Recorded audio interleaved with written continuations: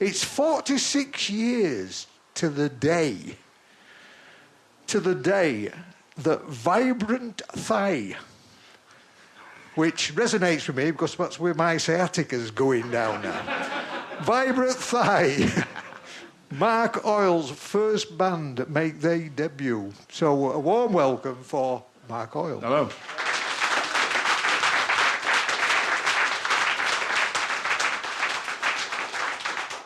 Former Fall drummer, author extraordinaire, the one and only, Mr. Paul Hanley.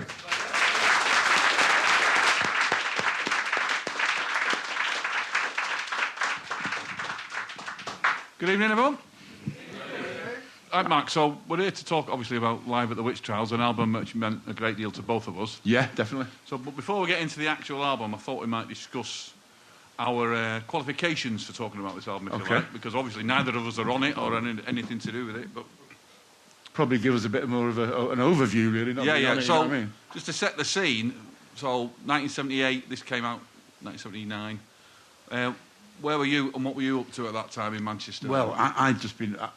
basically, I'd been released into the world after an upbringing in care and broken sort of family situations, you know what I mean? Came out after a lot of repression, and punk was just happening. I was 16, you know, at this time. And I'd come across a thing called the Manchester Musicians Collective, which was like a left-wing organisation where you could borrow gear and they'd put gigs on and basically encourage people to do things. So I was, after being kind of really repressed for a long time in my early teens, I was released into this world of music and punk, and anybody can do it, and I believed it, and it was true, you know.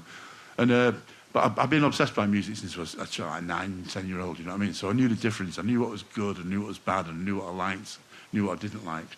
And I really took to the fall, you know. Basically, I was sort of, it was drenched in kind of North Mancunian drug slang, and, you know, it was very much, I felt invited, you know. I was waiting for this album to come out. The forward on my radar from before, anyway, you know. So when was the first time you saw them then? That would have been before the album, obviously. No, it was like a very short time after. Was it, right? It was Bellevue with Buzzcocks one. Yeah, right, so, okay. But by then, the lineup of The Fall had changed already, you know, dramatically a few times by then. I was going to say, so the first time I saw The Fall was the lineup that plays on this album. Right. I saw them... Bowling Vale, perhaps? No, I didn't go to that one. I was a bit too young for that. I went the year after, but no, I saw them supporting, of all bands, the Rosillos at the Apollo. Oh, yeah, right, okay. Yeah, I remember that. The Rosillos. And then I saw them again at a place called Kelly's with the Distractions. Down in Shoehill, yeah. So I was quite well... well, there's two really extreme now, gigs. the thing is, so there's a clip of film we're going to show in a minute, which is number 3, and this is... it was an interview and a couple of small performances on Granada Reports. Tony Wilson interviewed The Fall. Now, the lineup that's in there wasn't quite the on the album, but I know that by the time that they showed this clip, Mark Riley had joined the band. And the reason I know that is because the very next day I was going to watch The Fall rehearse, because Mark was in the band then. They used to let little annoying snots like me go and watch them rehearse. And the reason I remember it being the next day is because we watched this with my mum and dad, and for some unfathomable reason, my mum and dad watched this clip and came to the conclusion that Mark E. Smith was off his head on drugs. Now, they said, you're not going to see them rehearse. Now, after some negotiation, I did go and see them rehearse. So I remember very clearly watching this as it was transmitted. So if you could play that, that'd be great.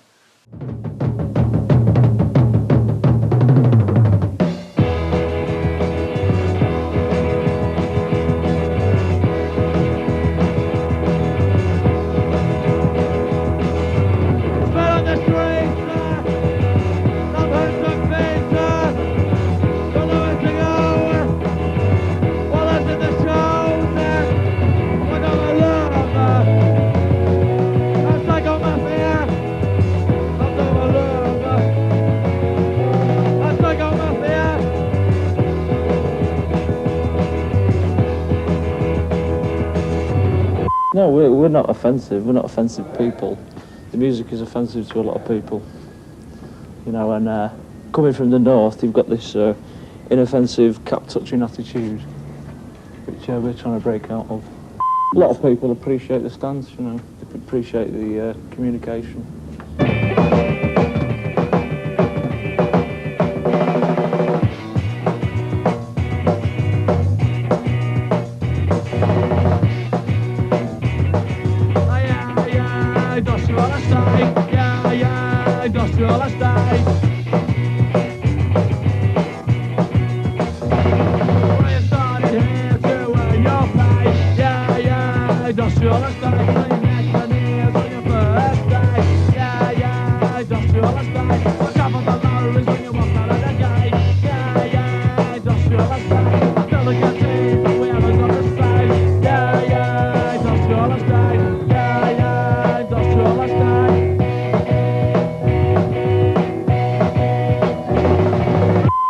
What would you most like to happen now?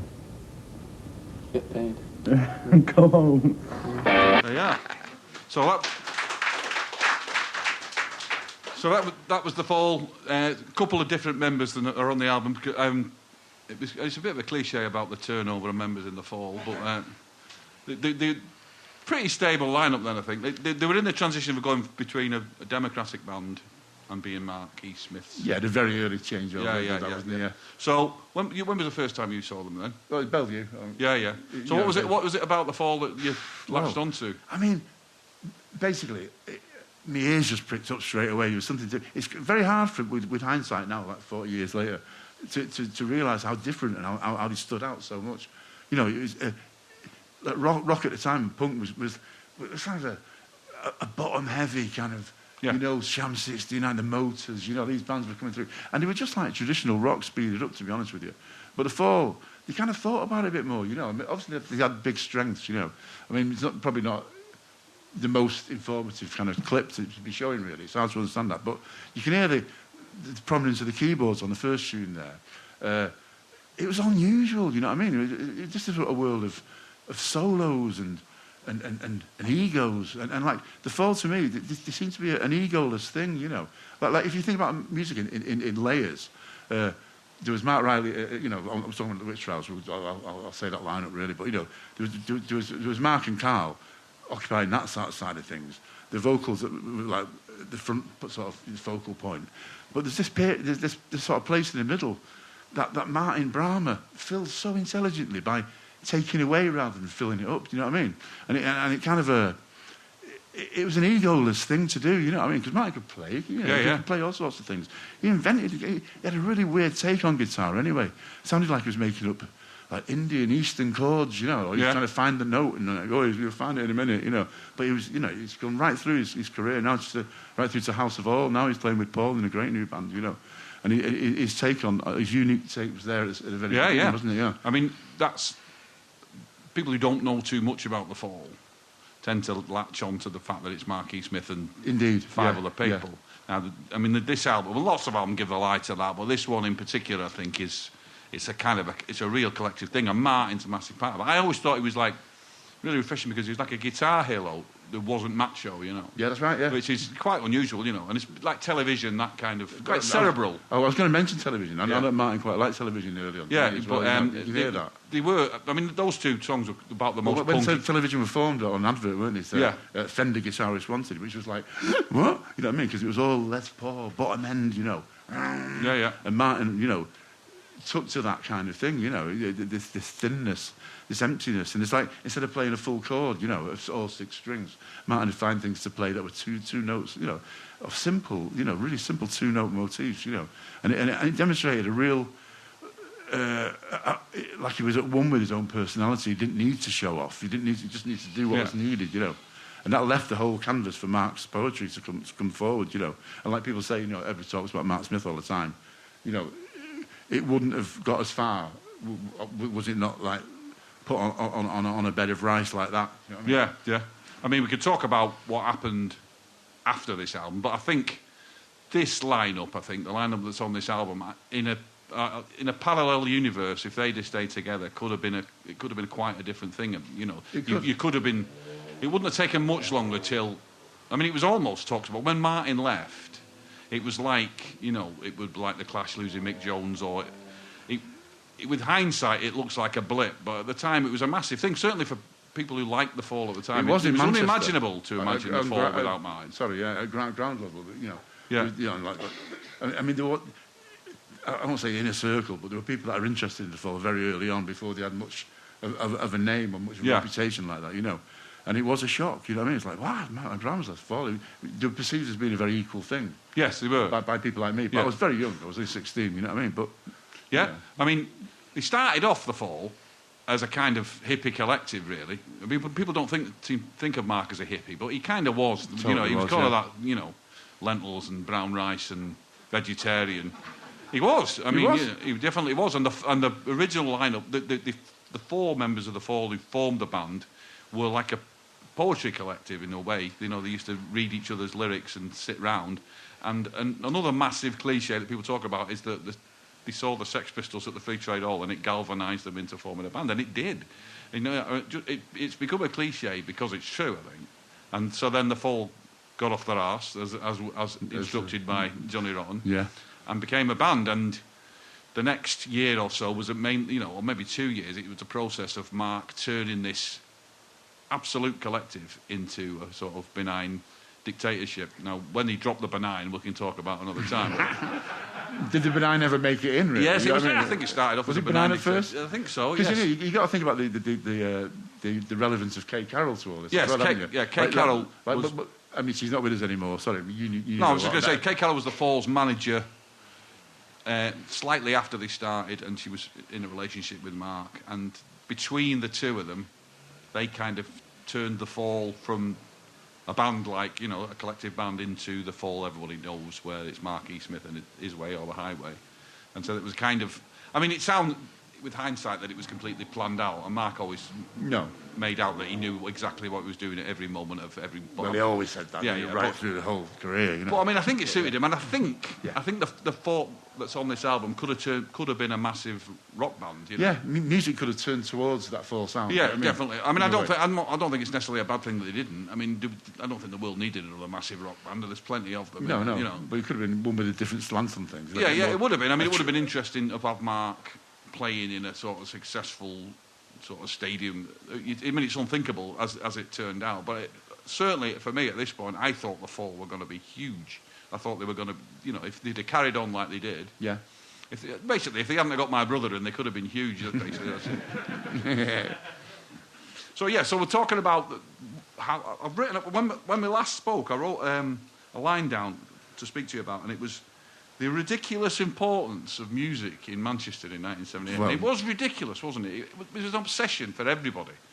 I didn't think about anything else but music, for the whole of, from being 14 and a half till I got married, I think, probably. I was just obsessed with music. And what a place to be in Manchester in 1978. Incredible. So you must have seen a lot of good gigs. I did. I mean, I was totally swimming in it, you know what I mean? And they were there every night, and very accommodating.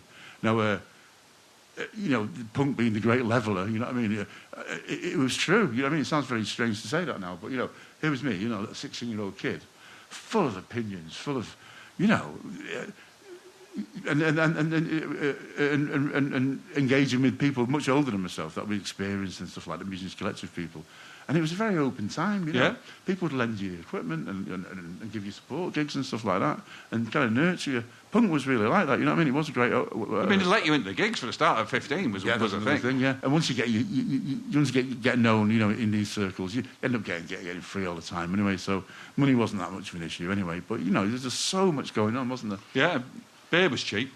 Yeah, but I didn't particularly drink too much at that age. That was later I got steaming into that one. But I mean, that's Teddy Christian always reckons that the reason that they used to let young people into all the gigs because they knew they'd buy a beer if they let them. So there was just another income stream, really. But it's very true that as a 15-year-old you could end up stood next to Tony Wilson at the bar. Oh, there was no barrier. The barrier between a band and the fan, I think, it's probably its smallest than it's ever been, I think. Very possibly, Yeah, because, I mean, again, people were going to the people who started off punk were going to the Free Trade Hall to watch Bowie and watch, well, they went every week, didn't they? They go and see Bowie, they go and see Supertramp, they go and see the... So we did have some huge venues as well as the ground level as well, I think you're saying. That thing that happened in 76 meant it was kind of a democratisation of the whole thing. Very much so, yeah. People who...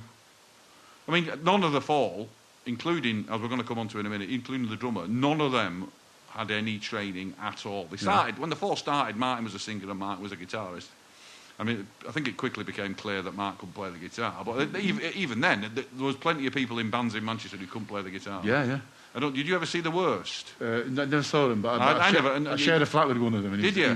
He was a chaos engine. Absolutely smashing the house. Scared everyone to death. It was bed sits, We're all like, shit, Dave's Woody. Yeah, of course. Oh, I mean, the Worst were very aptly named, really. So everybody got a chance. Certainly, I'm going to bang on about it because I always do, but Buzzcocks were very, very helpful to the other bands that came out. So Joy Division, The Fall, John Cooper Clarke, they all got their first London gigs because Buzzcocks took them with them. And just to prove that it wasn't just because they were great bands, they also took the Worst with them as well. Who were? I've only spoken to 2 people about the Worst. Marky Smith said they were the best band he'd ever seen.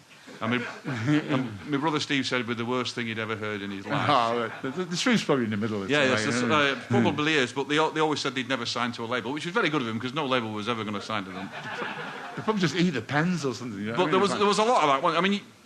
I mean, you throw enough shit at a wall, some of it's going to stick. So everybody could be in a band, but as it turns out, some of those people are some of the greatest bands of all time. Some of those people who stood in the Free Trade Hall, and I'd absolutely include The Fall in that, I think. Yeah, me too, yeah, definitely. Yeah, and the one person we haven't talked about on this, there's a couple, but one of the things I was absolutely and completely obsessed with, from seeing them in 1970, seeing them support Penetration, seeing them in rehearsal, and then when the album came out, was the drumming of Carl Burns, who plays drums on this album, who is just one of the most incredible drummers in the world, isn't he? Yeah. I mean, he could have played for Led Zeppelin, he could play for anybody, and you will definitely hear when you listen to the album, because one thing I will say about it, the drums are too bleeding loud.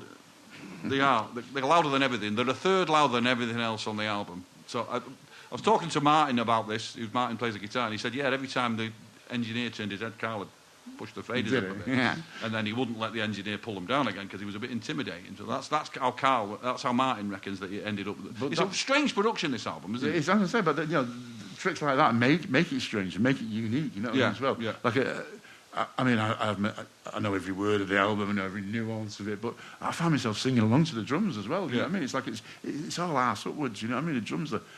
Oh, you'll hear in a bit, you know. I have to make a concerted effort to listen to something else when I listen to it. Because I could quite easily just sit and listen to the drums all the way. Yeah, it's pretty mesmerising. Stunning drumming as well. Yeah. I forgot what I was going to say. But anyway, we've got a clip of Carl's drumming. You're going to have to bear with me, because unfortunately, we're not going to see Carl shining at his best because there's some other bloody idiot playing alongside him. So if you could play Don't look at me. 5, please.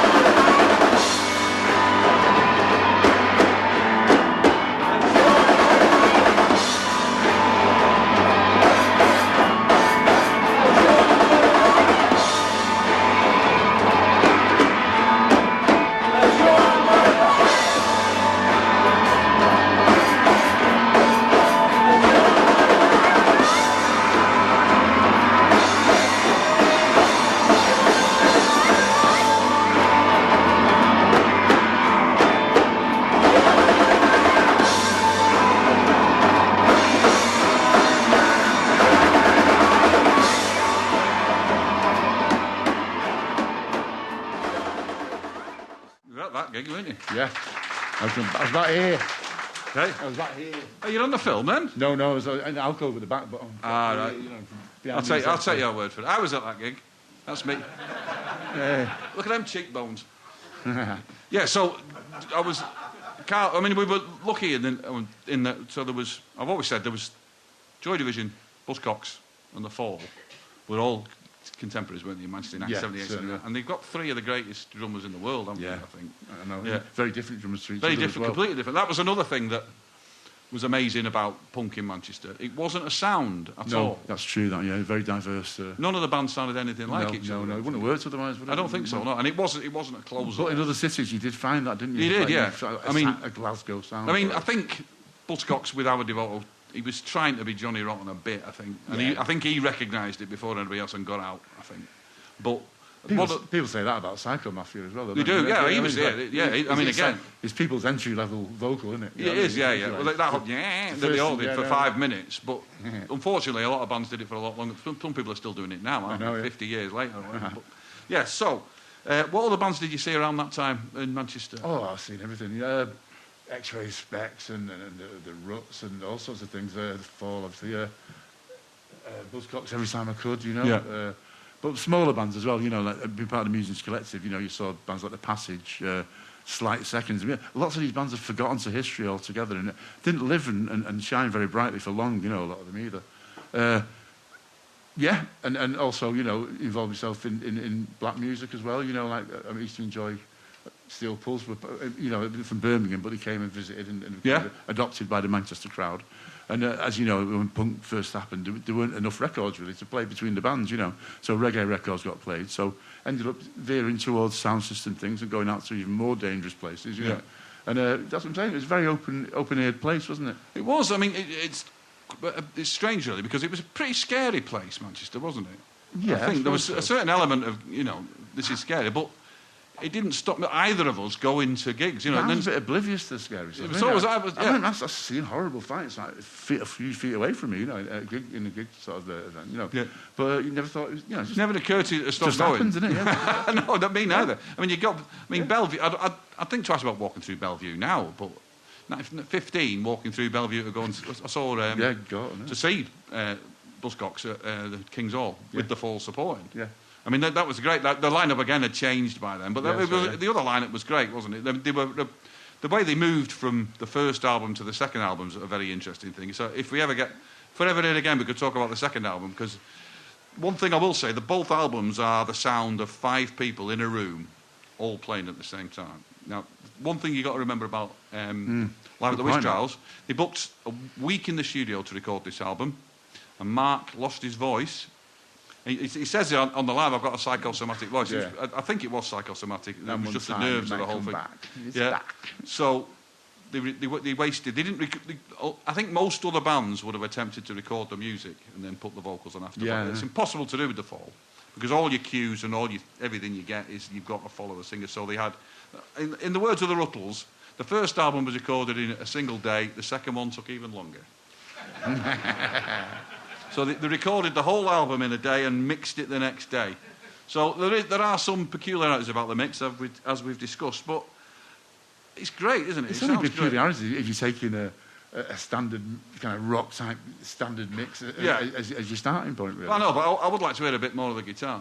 Yeah, I mean, there's things we can adjust and all that. I mean, there was a time when Mark Riley wanted Steve Albini to remix this album. Oh, wow. I mean, it never happened. Yeah. Well, the master tapes don't exist for the start, but I don't think they could afford him anyway. But it would be interesting to hear it remixed. It would by somebody with a brain, like to do it rather than just. But then, like you say, it is what it is, isn't it? Yeah. It's fantastic. Yeah. So, would it be say it was up there with your favourite Fall albums? Yeah, and I suppose a lot of people say that the favourite albums are the first one they ever hear and that, but it speaks to me of a certain time in my own life, so it's a bit personal as well, you know. Yeah. So on that level, it certainly is. I mean, I've got other favourites as well. Yeah. You know, I mean, going right through it, up to maybe when your Steve left, you know, I'm solid right through them, really. You know what I mean? Yeah. As they occur, you know what I mean? Yeah. It's another wonderful chapter. It's like getting a book in instalments or something, you know, a serialisation in a magazine, you know. All those albums, you know, right through, you know. But yeah, I think, you know, I think it marks a maturity for my own listening, you know what I mean? I understood the difference between it. Yeah. And at the same time, there were different, like, treblier things coming through. I'm thinking of the slits and Viv Albertine's guitar and the pop group and the scratches, stuff like that, you know. And it kind of set itself apart, even though I didn't understand the whole context of everything. Yeah. I knew how different it was. It's not rock, is it? Really? It's not rock and roll. Let's put it that way. It's definitely not rock and roll. No, but I mean, the other thing that you have to talk about. Or is it? Well, it depends how you define it, I suppose. But Mark's lyrics are a thing of beauty on this album. Yeah. I mean, they always are. They always are, but there's something about this album where he's more curated than maybe he was later on, where he'd write something down but this he's obviously had a year or two to live with this album. That's right. Because, you know, it's the old cliche: you get 2 years to write your first album, and 2 months to write your second, which never really applied to the Fall because they were always pretty quick anyway. But the words on this, and they'd been honed live because that never really happened again. No, you was just turnover. So the turnover was there, but this one, and the words to Frightened are just if you're talking about someone describing Paranoia? I mean, it's proper poetry stuff. Well, you know, it is the first track on the album, and it enticed me in so hard. I mean, it's drenched in Mancunian drug slang, you know. And I was living at the time just the other side of Heaton Park. I mean, anyone knows Manchester too well. But I felt this was my music, you know. I mean, talking in my accent about things I was doing or people who we knew about who were doing, you know. And I really felt invited, you know, like a private invite to a private party, you know, as well as that. It's not a very pleasant party, is it? I don't think. Well, I liked it. But there's a line on there where we talk about Manchester drug slang, where he says, amphetamine frightened. Yeah, that's right. Yeah. And I always thought it was, I'm scared of being frightened. And I thought, what an amazing line that is. I'm scared of being frightened. But it's not even that anyway. So. But yeah, there's a description of Paranoia is... It's just incredible because the music matches the lyric as well. Yeah, but there's more, you know, no Christmas and stuff. You know, painting pictures of a drug casualty, I suppose, you know what I mean? Yeah. Trapped, I mean, talking to a cigarette machine, you know, in this kind of mental state of confusion and paranoia. It crops up all the time. It's as if, like, the whole thing is just like one big piece of writing and it's been chopped into songs like that. It's like chapters of a book, you know, to me. Yeah, because there's a lot of where he has ideas that crop up in different songs. There's a song on the album called Underground Medicine, which is one of Mark's mad theories, which crops up on about 5 or 6 different songs, where it's a bizarre theory where you treat your body badly and it adapts and you get the most out of your body by treating it badly, you know. So that's kind of convenient for him, wasn't it? Yeah, I mean, it's a bonkers. It's a credo for life, you know. You know, you eat rubbish and then your body adapts and then you can live on rubbish, you know. It was an interesting theory. I mean, it doesn't hold water, but it's a good thing to write a song about. It's not rubbish, right? Probably about close to listening to the album now. Oh, right. No, I went quick. 40 minutes, did you say? Okay, anything else you'd like to say about this album before we listen to it? Listen to it with new ears. If you haven't heard it before, you're in for a treat. I think so. But you know, I hope you get the sense of how different it was against its contemporary. Yeah, that's a good you know point. I mean? You have to. I mean, it's very trebly and it's like, you know what I mean? But not in a horrible amateurish way. To me, it was a new way of doing things, you know. No, it's definitely not. It's not amateurish. I mean, that's you know, there's a really fine tightrope to walk between being crap and being substandard. Yeah. Between clever and stupid, but. No, but between being willfully unmusician-like and being unmusician-like, that's I think. If it's believable. If you're doing it on purpose. Witchhouse is really believable, isn't it? You know what yes. I mean? What it does, you can trust it. You know what I mean? Whereas you can imagine other people trying to be weird and not pulling it off, I don't think there's much choice in it. I don't think anybody. I don't think that's the beauty of punk. I think this is the only way these people can play. Yeah, it is. Yes, they have no choice. That's one thing you do get out of every groove, don't you? These people have got no choice about this, you know. Well, I think on that note, we should listen to the album. No. Well, we'll have a break first. Okay. But that was absolutely fascinating. Yeah, superb.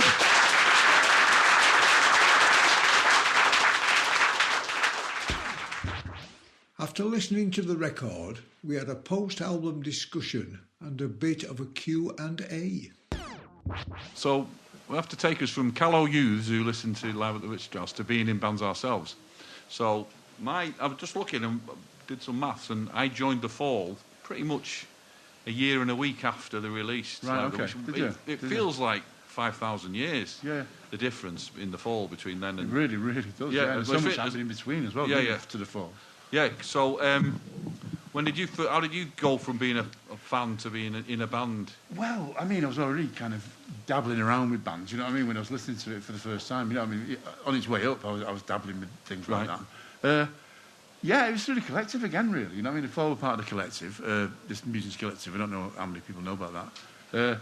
So I was surrounded by it all, really. You know what I mean? It was like it's quite a big thing for you just to go and get involved in that, really. Wasn't it was huge, yeah. It was huge, and it was kind of the first involvement in my life with well, I mean, I'm saying adults. I mean, they were only probably like 5 years older than me. But when you're 16, you know what I mean? Everybody seems so really grown up. You know what I mean?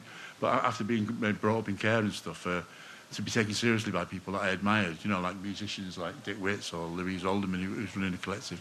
And indeed, Carl Burns, you know, when I met him, you know, slightly later, like 2 years after the witch trials, I was meeting Carl, and he was starting Dub Sex with me, you know. Yeah. So that was very, you know, hot house kind of 2 years for me. Yeah. You so know, where did you first play then? What? You said your first gig's the anniversary tonight. Where did you play then? Well, Band on the Wall. You did? Was, yeah, So that would have been the... Yeah, but anybody doesn't know the music... Sorry, yeah, we're talking like it's loaded Mancunis there, yeah.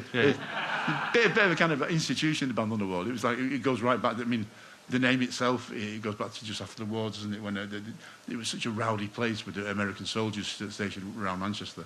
They had actually put a platform up, and here the band was on the wall, you know, as a drummer and a accordion player. And it was like an institution, but everyone's played there, you know what I mean? But it was mainly a jazz thing at the place at the time. I mean, they'd lend one night a slow... It was one night a week, wasn't it? A slow night, yeah. It was Tuesday, it was Sunday for a while, and then they moved to Tuesday, I think. That's right, and then eventually they moved to another venue, Cypress 7, which is somewhere where I saw you twice in a row. There's another legendary venue in Manchester. They're everywhere. They're everywhere. They are, though. They really were, you know. They sprung up and... you know, we're spoiled, silly, really. You know what I mean? That was quite an opportunity for young.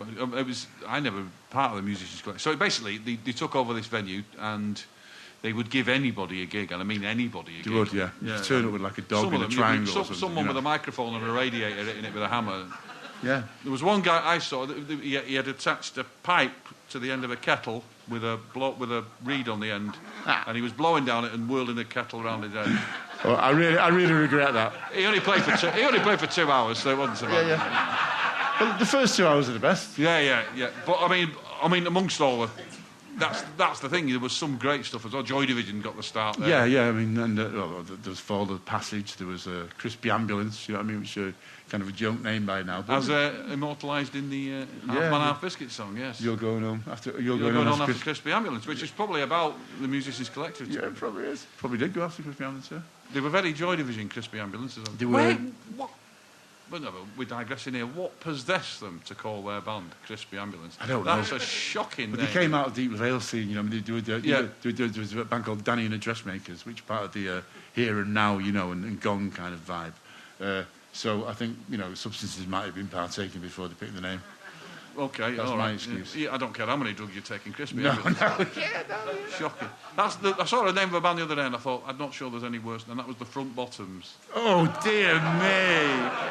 I mean, good God almighty. But anyway. Yeah. I digress. So when did you first get in the studio then? How did you manage that?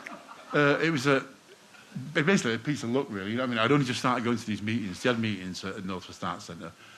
I turned up, and basically it was a guy called Steve Solomar from Spherical Objects. I don't know if you know that band. I know you will, but I mean, you know, another band that was... they brought in, I suspect there's only me and you who remember Spherical Objects. He was the Electric Circus DJ for a start, and he was a bit of a character, you know what I mean, and his band were doing well. It supported Mac. I mean, when I say well, you know, we're not talking Oasis here, we're not talking Taylor Swift, we're talking like in my eyes, you know, they supported Magazine, you know, at the university. That was huge to me, you know. But anyway, he had a label called Object Records, and he wanted to release kind of a snapshot of the collective bands, you know, as they stood at that time. Now, there were probably bands that I'd been working with the collective maybe best part of a year before that. But, you know, I just turned up swinging a carry bag and got on the album, you know, so it's first That was Vibrant Thigh, That was Vibrant Thigh, yeah. I mean, it was just a rehearsal tape I gave him, you know.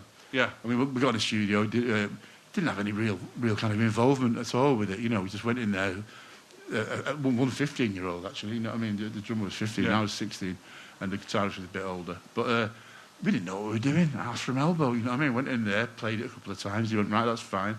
And we just fuck off to the pub, you know what I mean? I'd take any part of the mixing process. Wouldn't have known what to do if we did, you know what I mean? But something about being in the studio kind of validated the punk thing for me, you know what I mean? I was taught by my fanzines and by popular... I just believed that, you know, people... We're all equal now, and anyone can do anything, you know what I mean? And that kind of... I lost my cherry really early, you know what I mean? So I'd made a record. I was the same as David Bowie, wasn't I? Surely, you know, plastic, check. I mean, there's something about that, isn't there, you know, when you first get a piece of plastic with your name on it. I mean, you're not beating it. I remember that, the first record I remember falling, it says on the back, introducing Paul Hanley, drums, percussion, and I just thought, that is just the coolest thing in the world. And it pretty much still is, I think. You don't really get any better than that. Yeah, I remember the feeling so well. I remember it for life, you know. Yeah. We used to meet in the Sawyer's Arms, a pub on Deansgate in Manchester, you know, for collective meetings, and the day when the albums were made, he pulled a van up round the side street, and there we were, like, I don't know, like waiting for aid in a war-torn, refugee-strewn country or something. We were like, and there it was. Hoyle OD, my name was in the brackets, you know what I mean? I've arrived. Yeah, well, you had arrived, yeah. I had arrived, yeah. Only at the Deansgate, though. But, I mean... And I went home again. Yeah, but most of the was with... I've forgotten the name of your band. You're not going to tell me, are you? No. No, the other band you were in. Dubsex was quite a lot. Dubsex, that's the one. But that was a long time after, was it? I don't say long time, because I tried a lot. I mean, basically, like I'm saying, we're talking about Witch Trials here, so...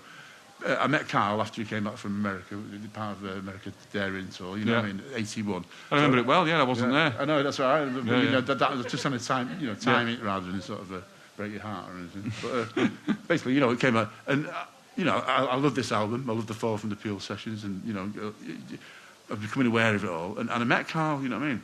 And it was another example of being taken seriously by somebody that you respect, really, you know what I mean? Because by this time, he'd left the Fall, he dabbled in a band called Elty Fits. He passed through the ranks of Public Image for a short time.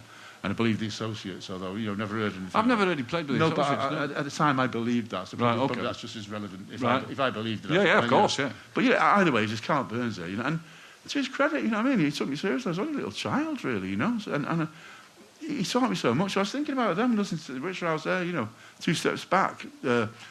I just imagine Mark Riley getting the same kind of tuition as I was, because he taught me of the link between the bass drum and the bass guitar, you know what I mean? So that takes it there, you know what I mean? Once you understand that syncopation, you understand Motown and funk and everything. And I can imagine Mark Riley looking at Carl's bass drum the way that I used to, like, oh yeah, I understand it. But on 2 steps back, that really exemplifies that, doesn't it? Yeah, I mean, he was great, Carl, because when I joined the Fall, I joined as a drummer, and then, as you say, they got him in for the American tour, and we became 2 drummers. And if you've listened to that album there, he could have absolutely wiped... Because I was 16, I was probably 17 by the time he rejoined. He could have wiped the floor with me. He could have said, "This, you don't know what the hell you're doing." But he was always really brilliant, because we were a 2-drummer band, and... But more than that, sorry to put in on you. Yeah, he was kind enough not to play like that when we had 2 drummers, because it would have just been me sat there looking at him. No, but there's a reason for that, wasn't there? Because you were reinventing drumming, really, the pair of you together. I mean, but whether you... That's very gracious of me. Well, no, it's true, isn't it? I mean, it wasn't like, when he says 2 drummers, it wasn't like 2 drummers playing exactly the same thing for effect and for visual effects. Between them, you couldn't do that with one kit, you know what I mean? You couldn't. You were making new things up and thinking differently, and the songs became longer and more involved, and instead of relying on chord shapes and things like that, things later on, if you jump a bit forward to Garden and Smile and stuff, it's a whole new area. It's like it's nearer to krautrock or something than anything 4/4, That's a good point to play number 11, please, sir, if you don't mind. John, when we asked you to choose a band that you'd like to see on the tube, you chose this next act, who we won't name yet. What were your motives for choosing this act? Well, it was difficult, because there are a lot of bands that I wanted to choose. It would have been easy to have picked somebody who's like really obscure and difficult and by and large unlistenable, the kind of bands that I play on my programmes at night. But I wanted to pick somebody who's like a favourite of mine for a number of years, and funnily enough, they've never done national TV in this country before. They've done a couple of local things, but they've never been on national TV, which seemed to me to be shocking. So I quite wanted to go down in history as the man who put them on TV. Okay, well, I think that's a thoroughly worthwhile motives, and now I'll introduce them, if I may, or would you rather? No, you dive in. Okay, then it's like Radio 1, isn't it? It is, it's wonderful, yes, that's right. It's The Fall!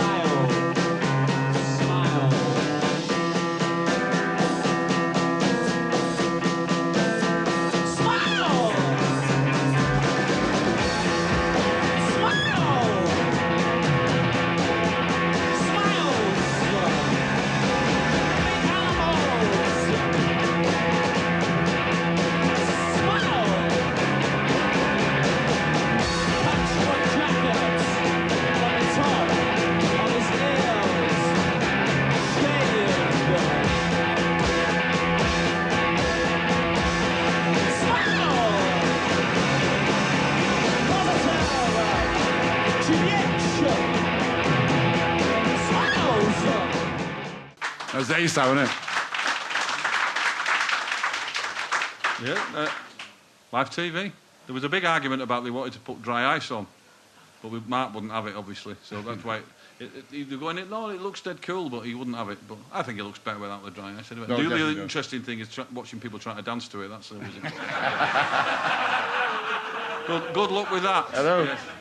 I mean, technically it's a waltz. Your but I Steve's couldn't- teaching him there, isn't he? Yeah. He sort of do It's this. the back of my head. That's about the most of me you see. That the back of my head there. It's all on. Very nice head. Very nice head. Thank you. Right. So, dub sex. How did that start then? Well, it started with Carl and a guy called Lee Pickering. Now, we were both 18. Carl was experienced like crazy. Although, you know, I mean, nowadays I meet people, you know, from this end of history, looking back, all our mates are, you know, we were mates in the Smiths and Stone Roses and all that. I mean, huge stadium. But it wasn't like that then. But Carl was experienced and he'd been in the world of music, you know what I mean? And he'd been to different countries. And the main thing was, though, the music itself that he played. Anyway, so it started with Carl. Basically, there was an estate called HULME. I don't know if anyone knows about HULME in Manchester, but it was built to... I mean, central Manchester after the war and in the 50s and stuff, it was like all terrace housing, you know what I mean? It's where I was born and that. But it was really crap, you know what I mean? There's like outside toilets, you know, it needed to go. So they did that. They scraped it all away. And they built this kind of estate really quick in prefabricated concrete. And there's huge crescents, you know, 500 flats per crescent perhaps. And the flats were amazingly big, you know, like there's 4 bedrooms and, you know, it was just huge. But families didn't take to it. You know, the idea was that the families from the terrace housing was going to move into this.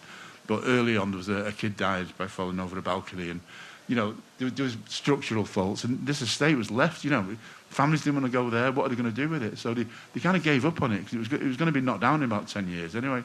And they let younger people, you know, students and single people and bands move into this. So all of a sudden, everyone, and they didn't care about the rent and stuff like that. It was really, it was a doomed estate, you know. So for a short period, you know. Within a decade, but maybe like 5 years of that decade, it was being used by studios and rehearsal rooms, and you know, people. The normal rules of life didn't apply really. You know what I mean to it, because it was going to be gone anyway. So you know, we had 3 rehearsal rooms, and we just hot housed it. And it attracted more bands, you know, and it was quite a scene, really. It was Inca Babies and just loads of bands, you know. There was everywhere you looked, there was bands. There was, yeah. And there was a proper studio. And they say studio, it wasn't just like there was a proper. The kitchen in there was a proper studio. Well, it went from 4-track to 8-track to 16-track over the time of its life, yeah. But there was another one called Lustret. Do you remember him?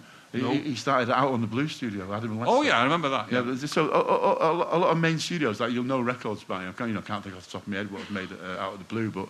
They all cut the teeth in HULME, you know what I mean, in this place where, you know, here we were allowed to cut the walls through to make a window for, you know, visual stuff in this, you know, and we were allowed to, you know, and they were big enough to put an amp in a spare toilet, you know what I mean, for separation and that. There's really ingenious ways of using this. People were knocking through walls to make big rooms and left, you know, right, and centre, yeah. I mean, venues and shebeens and all kinds of things. I know, and it was, yeah. It was absolute chaos, wasn't it? I loved it. I mean, I didn't. You like hated it? I was petrified of the place. I know, yeah, but then I never liked, you know, that kind of scene. I was a bit too proper, I suppose. I was a bit of a mummy's boy, I suppose. There was a studio called The Kitchen. I used to end up doing the washing up. I believe so, yeah. In the kitchen? You'd go in every day, and I was thinking, I cannot stand in this room all day with them cups in that sink one more day.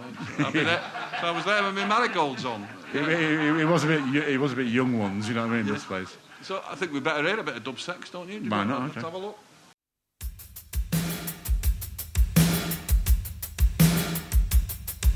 Get this, no thoughts telepathy works.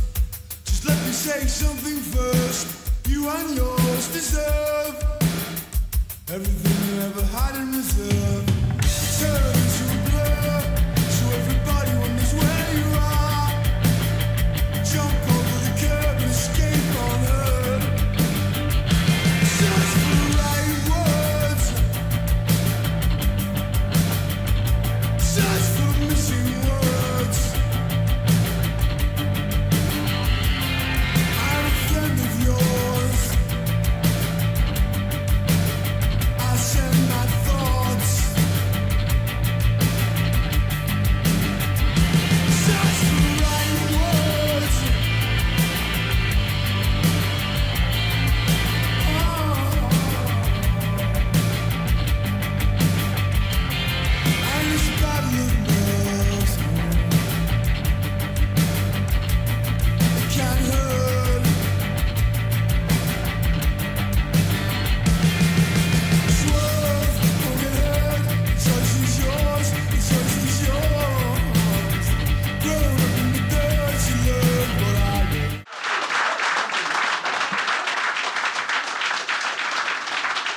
Was that filmed in your bedroom in Hume, was it that? Yeah. I didn't have 50 pence for the meal, so you know what I mean? No, I think the idea was, it's Malcolm Whitehead who did Perverted for Language, by language, but for you, didn't you? Yeah, he did, yeah. Another thing, like, facilities were nearby, people were doing stuff, filmmakers were doing it there. You know what I mean? People were just like getting on with it together, weren't they? Malcolm was a part of Icon, which is Factory's film wing. You know what I mean? When a club called Hacienda opened, it's known now, really, for the later time. It was probably open about 14 years, wasn't it? But the very, very start of it was very kind of live music based, rather than it turned into a proper rave, as you know. It goes down in history. It's been ecstasy-fueled kind of place, But basically, put live bands on, and I mean, we're all used to screens everywhere, aren't we? Everywhere we go, shopping centres and everything. But there was 2 screens at the side of the, and it was revolutionary. It was on level with the balcony as well. So Malcolm used to film every band that was on as they came on, just as a matter of course, And he ended up with a catalogue of bands that I played there, the Birthday Party and Joy Diffusion, New Order, and obviously The Fall, anyone you think of, really. So he started this company, and it was Malcolm that did that. But he had a lot of faith in me, Malcolm. He's not with us anymore. No. And he was a really special person. He was. He was a great guy, wasn't he? He was, yeah. We loved him, yeah. So I think at this point, you've heard us both wittering on, you've heard us both playing. So if anyone's got any questions they'd like to ask, please feel free. So was the first question. So was the first one. Yeah, I learned that off you, Paul. We've got some... Right, we've got a gentleman over here. How do you kind of, how do you move between what is bad and what is good in this, liminal space of that's fucking great, but I can't listen to it, and that, is awesome, How do you really define what you would love, bands to do nowadays between what is bad and what is good? Well, that's the skill, isn't it? I guess so. It is. If you're going to play it wrong properly, as a wise man once said, I think. And I think there's a lot of it. I mean, it's an impossible question to answer, isn't it? Because a lot of it's in the ear of the beholder, if you like. But for me, a lot of it is if it's real and it's not pretense and it's not someone. Say, It's not, it's not a amazing musician pretending he can't play or anything like that. As I say, we said it before, and that's the key for me. If you're playing the only way you know how and you mean it, then that's good, and that's the only kind of measure you can do it on, really. I don't know about you. What do you think? Yeah, well, I totally agree. I would have said pretty well what you just said there, really. I mean, it's about honesty, isn't it, and truth. There's also a whole strata of it where it isn't about honesty and truth, and that's just as valid if that's what you want to pick and look at or listen to. But, the truth and the reality is what I've always craved. And I'm sure it's there. The people that are making music now, younger people in the 20s and stuff, I'm sure there is fake and true within drum and bass or jungle, you know what I mean, or anything that's coming through at the moment, So it's just whether the person doing it is... It's the difference between Take That and Boyzone for me. Take That, mean it. Boyzone don't only play that. Well said, Paul. It's well said. I just want to ask about yours and the Fall's Inner Circle, their reaction to Mark's vocal technique, like the ah and the vowel sound that he always ends. Not as prominent as on later Fall albums, but... No, well, I think he deliberately stopped once it became, as he did with a lot of things, really, once it became a cliche that people said that's what the Fall are like, then he stopped doing it, because, whatever you say I am, that's what I'm not. And it wasn't just with that. Well, that was an early one where every review had Mark R. Smith, and it became very boring very quickly, so he stopped doing it. Another thing was he used to do amazing sort of patter between songs, and engage with the audience and rip the piss out of the audience. And his review, and the band. Yeah, and once the reviews started picking up on that, then he stopped doing that as well, Yeah. And the other thing he always did was if bands... He'd say, if bands said they wanted to sound like the Fall, then he would say they're terrible. Even if he liked them, once they started saying they want to sound like the Fall, then he'd go off them, because he just basically didn't want to be pinned down to anything, and that was just one of those things. I mean, I thought it was great when he did that Industrialist AR, but like I say, once it gets in a review, then he'd stop doing it. And was it Brammer's band at the start? Was it? Not really. It was kind of the 4 of them, really. So it was Martin, Una, the original keyboard player, Mark and Tony Frail, who was in the Passage. He left the Fall. He was one of the first to go. He to join the Passage. So it was in nobody's band. I think it was the four of them, and it kind of evolved organically, with a bit of a push from certain people to becoming Mark's band. But it definitely wasn't. It wasn't. I don't think it was Martin's either, to be honest. When they were, I don't think. Well, it wasn't even really a band when they started. It was kind of people who just sat around mates, together. wasn't it, I suppose? Yeah, sat around saying, "I've got a good idea." But it was all about ideas, you know, until they could actually do it. Yeah, yeah. I mean, I'm not in a circle like that, but you know, I think when Kay and Mark became a couple and you consolidated that thing, I think it became. Yeah, didn't it? It kind of became a different thing. It was like a power base there was the word. Yeah, that's what I'm looking for. Yeah. Trying to like that got carried right through on social. You went, you know. I think at one stage they all thought it was their band, but which means it was none of them really. But no, I don't think it was Martin's any more than anybody else's. And how do you feel now with the House of All, with your current stuff? It sounds fantastic to. It's amazing opportunity, isn't it? Just to set, just to be doing something that's valid and enjoyable at the same time. You know, and it's not. We do it when we want to do it, and we don't do it when we don't want to do it. It's just brilliant because. The thing about House of All was, it was Martin's idea to do it, and I for one, thought it was never going to work. You know, the idea was, you get people who've been in the Fall, and you see what the common experience was for all these people who weren't necessarily in the Fall at the same time, and just put them in the studio. And the way he wanted to introduce a bit of tension was that we wouldn't rehearse before we went in. Everyone would come in with a few ideas, and we'd see what happened, which is a terrible idea when you're doing it by the hour. And I thought, this is going to be terrible, but it was brilliant, and it was the album was good. I mean, it could have been a brilliant experience and a terrible album. That would have been fine. But I really enjoyed making the album, and it was all right. And we've managed to do it again twice now. So yeah, albums as well. I don't third album it, but out shortly. Yeah. But I mean, 3 albums is great. If we can do 4, fantastic. And we're going out on tour again. So I'm 60 years old, so I couldn't be happier, to be honest. Yeah, we can watch a bit of House of All if anybody's interested. Yeah, I do. Yeah. That's number. Have you got a lead date? Looking for some. Sorry? Are you playing around here on the tour in March? What's the nearest you're playing? Huddersfield would be the nearest to here. Okay, there you go. Huddersfield. Tickets still available.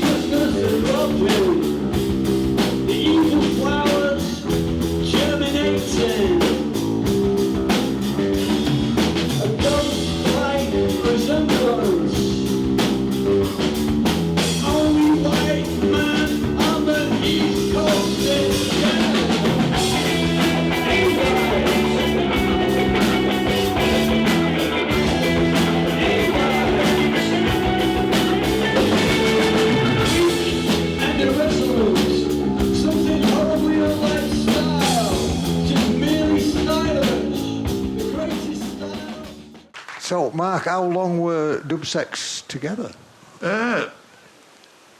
Let's see. There's a big gap, but we reformed in 2013 as well for another 10 years. Sort of thing. We only did 12 gigs, but, there's another blast there. If you take the whole... There's different incarnations of it, you see. Like I was saying, we started off with Carl. Didn't do any gigs with that lineup. We just rehearsed and did a bit of studio stuff, Tried it again, you know what I mean? It was a bit of a chaotic lifestyle I was living at the time, I must say. So, we just kept trying until it went right. We made our first record, well, basically we made the first record in 86, and the last Peel session was 96. So, the span of those years, I suppose. And then we evolved into another band called Dumb, which is, we did another Peel session, 2 albums, and it's good stuff, But there's a couple of members that are in common with that. But Dubsex really shone for about a decade, 8 years to a decade. Did 4 Peel sessions and, a selection of records. It's all out there to find, you know what I mean? But yeah. So John Peel's influence and enthusiasm must be, it's incredible. Well, huge. I mean, how many Peel sessions did you do? I think I did 4 or 5, I think. I've done 5, yeah. Yeah. Well, I did 6. I know, but you're in 4. My dad's heavyweight champion of the world. So yeah, it was. I mean, certainly for the Fall, it was. They became kind of synonymous with Peel in a way, really. But it wasn't just a session, you know, like Peel before, when you were a kid, just listening to him. That was important as well. You know, then to do that. Yeah, not just to introduce you to it, not only music, but what the music was saying as well. You know, like say, you know, you hear say the pop group talking about Cambodia or Blair Peach or, you know, political things that you go running look to his encyclopedia and find out what the fuck's going on, you know, and you educate yourself that way. And also, you know, types of music that you wouldn't hear yourself in day to day, like African music or, you know, dub reggae and stuff. I mean, you know, it depends who you are and what you're up to and all that. But, you know, it was a window on the world before I got near in a band or anything. Very important guy, you know. There's a lot to be said for someone curating it for you. Yeah. Because, you know, once it's all out there, which it is now. Right now, it's hard. I mean, I'm sure there's start? just as much valid music, but it's difficult to find. Because it's so easy to find, if that doesn't sound crazy. The thing about Peel was, he was curating it for you. You know, he was saying this is valid to listen to, and there was a lot of it that I listened to, and I thought it's not for me. That's right. Yes, there's a lot of bollocks on there. Just the fact that there was 4 nights a week you could go on, and you'd get at least maybe 3 or 4 songs you'd hear on there every time. You think that's and his Festive 50 used to. Yes. Yeah. Yeah, it used to be like the end of the year. Yeah, it was brilliant, wasn't it? Yeah, brilliant. Yeah, that was the audience that picked that as well, so it's very true, sort of a reflection of what people were into, you know. But the DJs don't do that anymore now, do they? No. Well, I don't know. They do. Mark does it. Mark Riley does it on Six Music, and a couple of others do it. But on most mainstream, because that was mainstream music. That was Radio 1 then. That was, you know, millions listening.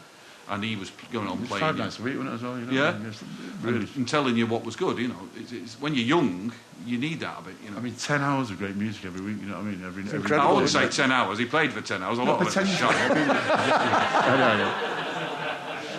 But you get an hour, wouldn't you? Yeah, you get an hour. That would be one of your songs, wouldn't it? Let me smile, wouldn't it? OK, we've got another question here. I'm not sure this is a question, it's potentially an observation, and you can choose, Mark, whether Does you it go want... up at the end? Yeah. It's a question. But just like the Australians. Yeah.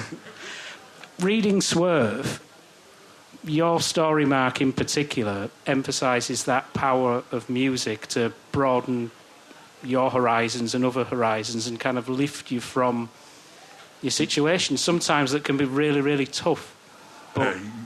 Yeah, I mean, we've all got our own versions of our own childhoods or our own stories of growing up and stuff. But yeah, that was something that I clung to after a pretty disastrous childhood in different ways. It's in the book, but I won't go on about it now because I find that, you know, it's such a startling childhood that when I start talking about it, I end up talking about just that when it's a pretty musical night tonight, so we can do that really.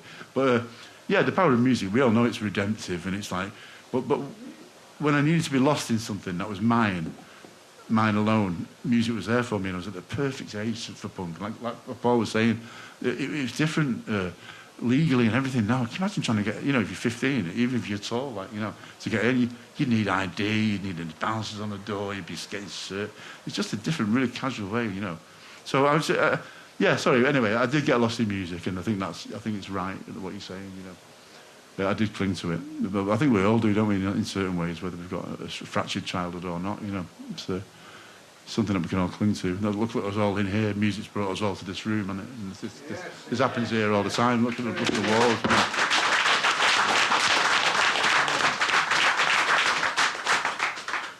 Right, are we done? I think that's an excellent way to finish. What do you think? Yeah. Well, thanks for having us. Yeah. Hey, loved it. Absolutely, Mark and Paul. Thank you very much. Mark Hoyle and Paul Hanley, thank you very much. Thank you.